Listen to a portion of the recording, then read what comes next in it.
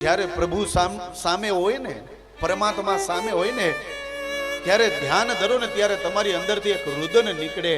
બસ એ દબદાક્ષર ને એ રુદન નીકળે ત્યારે જકાર નીકળે. આવું સાબિત કદાચ વ્યાસજીએ કર્યું છે. તો જન્માદ્યસ્ય યતઃ અનવયા આદિ તરતઃ ચારથી સ્વવિઘ્ન સ્વરાટ.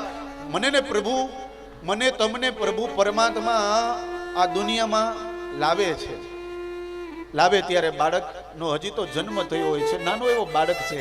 ધીરે ધીરે ધીરે ધીરે એ બાળક મોટો થાય, એને ભણવા મોકલીએ. એ બાળક ધીરે ધીરે મોટો થાય.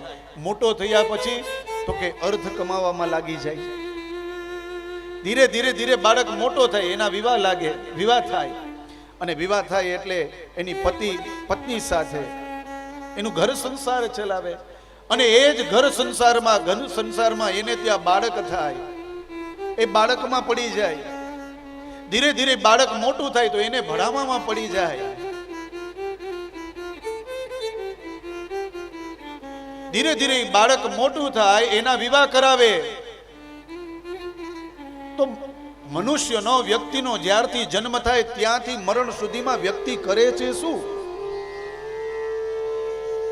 વ્યાસજી કહે છે કે જીવન હું ને તમે બધા અર્થ કમાવામાં આ વેડફી નાખીએ છીએ. ચારથી સ્વવિઘ્ન સ્વરાટ. મને ને તમને ભગવાને આટલું અમૂલ્ય જીવન આપ્યું છે. કેવું અમૂલ્ય જીવન આપ્યું છે કે માનવ દેહ એવો આપ્યો છે કે આ દેહમાં જો તમે ભગવાનનું સ્મરણ કરો ને, ભલે તમે સંસારમાં રહો એનો કોઈ વાંધો નથી, પણ સંસારમાં રહેવાની સાથે સાથે ભગવાનનું ભજન કરો ને તો આ તમારો છેલ્લો અવતાર થઈ જાય. પછી તમારે 84 લક્ષ યોનિમાં ભટકવું ન પડે, ભગવાનનું શરણ મળી જાય. તેનૈર બ્રહ્મરદાય આદિ કવયે મોહિયંતિ યત સૂરયઃ. જે ભગવાને મને ને તમને આ સૃષ્ટિ ઉપર એ પ્રભુનું સ્મરણ કરવા માટે મોકલા છે, પણ આપણે પ્રભુનું સ્મરણ કરતા નથી. જે ભગવાને મને ને તમને તેજ એટલે કે આ સૂર્ય આપ્યો છે. આ ભગવાન સૂર્ય છે. ભગવાનનું એક સ્વરૂપ છે સૂર્યનારાયણ. આપણે એને કહીએ છીએ નારાયણ, સૂર્યનારાયણ. સાક્ષાત ભગવાન છે. એટલા માટે આપણે દરરોજ સવારે વહેલા જાગીને સૌથી પહેલા ભગવાન સૂર્યને અર્ઘ્ય પ્રદાન કરીએ છીએ. તો સૌથી પહેલે તેજ આપ્યું. બીજું વારી, તેજો વારી. વારી એટલે કે જલ આપ્યું.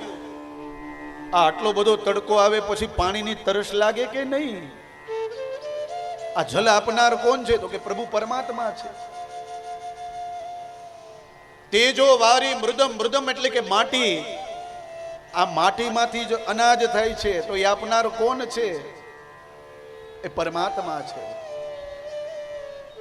તેજો વારી મૃદમ યથા વિનિમયો યત્ર ત્રિસર્ગો મૃષા. 3 સર્ગ બતાવ્યા છે, ભૂરલોક, ભુવરલોક અને સ્વર્ગલોક. એમાં આપણે આ ભૂમંડળમાં, પૃથ્વીમાં હું ને તમે રહીએ છીએ.